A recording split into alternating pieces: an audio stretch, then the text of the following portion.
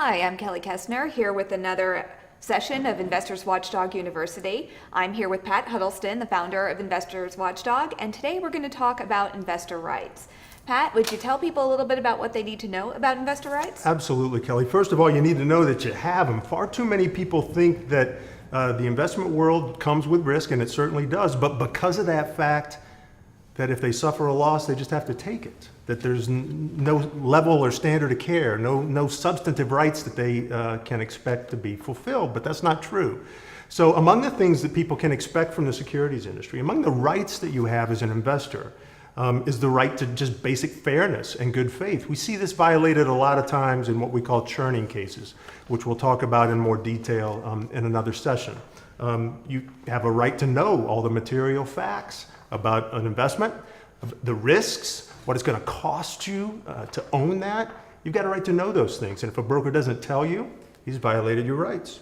A really important one. You've got a right to hear recommendations that are suitable for your experience, your investment objectives, and your risk tolerance. That means if you're a very safe, secure, want to protect your principal kind of investor, your broker doesn't need to be recommending penny stocks or junk bonds to you.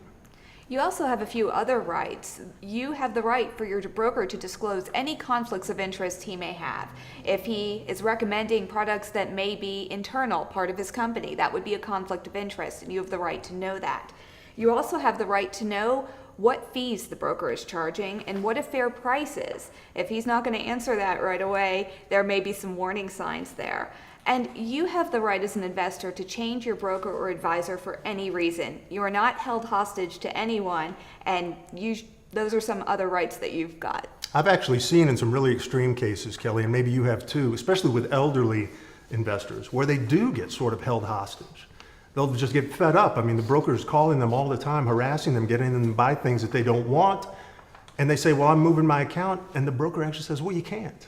I'm not going to let you. And because the investor doesn't know that they have that right to change, they wind up in a very difficult situation. So if you complain to management about violation of any of these rights, you need to know that you have the right to a prompt response.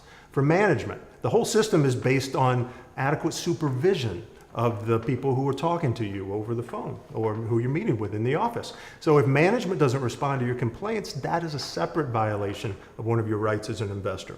And then finally, and really important, you've got a right to have the people who you're dealing with comply with the law.